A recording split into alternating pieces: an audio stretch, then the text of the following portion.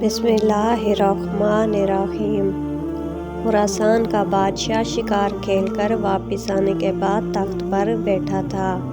تھکاوٹ کی وجہ سے اس کی آنکھیں بوجھل ہو رہی تھیں۔ بادشاہ کے پاس ایک غلام ہاتھ باندھے مؤدب سے کھڑا تھا۔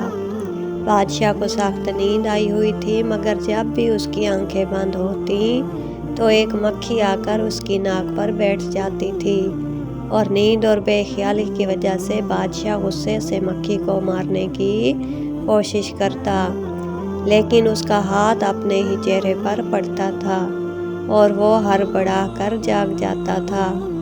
جب 2-3 دفعہ ایسا ہوا تو بادشاہ نے غلام سے پوچھا، تمہیں پتہ ہے کہ اللہ نے مکھی کو کیوں پیدا کیا ہے؟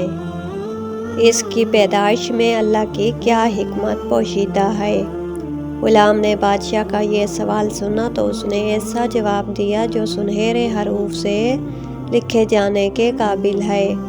غلام نے جواب دیا، بادشاہ سلامت، اللہ نے مکھی کو اس لیے پیدا کیا ہے کہ بادشاہوں اور سلطانوں کو یہ احساس ہوتا رہے کہ وہ خود کو کہیں خدا نہ سمجھ بیٹھیں، کیونکہ وہ خود سے ایک مکھی کو قابو نہیں کر سکتے۔